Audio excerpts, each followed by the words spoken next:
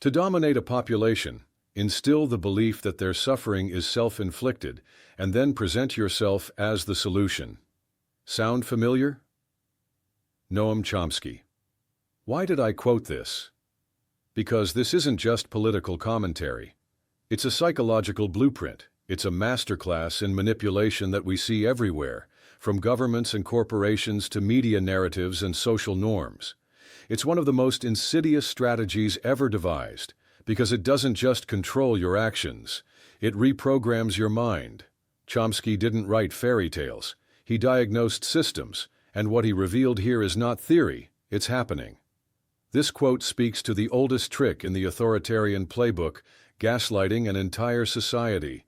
It begins subtly. People are struggling. Wages stagnate. Healthcare vanishes. Housing becomes unreachable. But instead of identifying structural causes, predatory markets, corrupt leadership, systemic inequality, the narrative flips. You're poor because you didn't work hard enough. You're sick because you didn't make the right lifestyle choices. You're unemployed because you didn't learn to code. And then, like a magician offering the cure for a disease he created, the same forces responsible for the suffering step in and say, "Let us help you, follow us, trust us, buy from us, vote for us." This is psychological domination. This is manufactured shame, engineered to keep you compliant, quiet, and grateful for the very leash that holds you down. How it applies today. Look around. The patterns are everywhere. In politics, citizens are blamed for division, while elites fan polarization for power.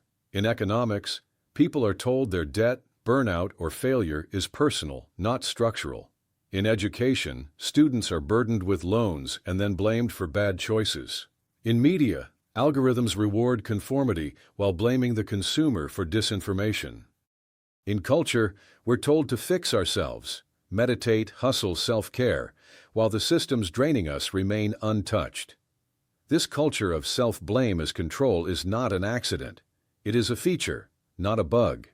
Because a population that internalizes its suffering will never revolt. It won't question the system. It'll question itself. It won't organize. It'll isolate. And it won't demand justice. It'll chase productivity. What can be done? Advice for now and tomorrow. Reject weaponized guilt. Your struggles aren't proof of your failure. They're symptoms of a broken system. Don't carry burdens that aren't yours. Learn to trace your pain upstream. Name the narrative. Language matters. Pay attention to who's defining the story. When you hear lazy, entitled, or irresponsible, ask, who benefits from that framing? Reclaim collective reality. You are not alone.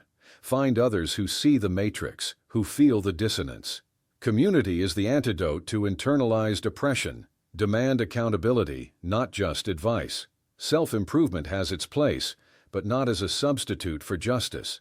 Don't settle for tips and tricks when what we need is systemic change. Educate beyond the headlines. Read Chomsky. Read Howard Zinn. Read real history. When you see how power has always rewritten reality, you'll begin to reclaim your own. Support voices that break the spell. Truth-tellers, whistleblowers, independent media. Amplify them. They are the immune system of democracy. Final reflection. This quote isn't just a warning, it's a mirror.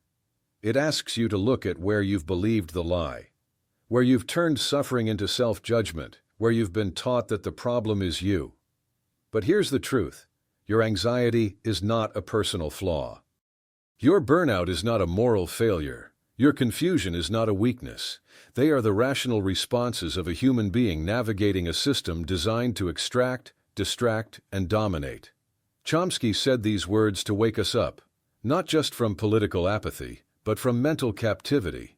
So to anyone who's ever felt broken by a system and blamed themselves for it, hear this. You are not the problem. You are the proof that something is wrong. And by reclaiming your mind, your story, your truth, you begin to dismantle the spell. Speak it, live it, share it. Because once we see the strings, we stop being puppets.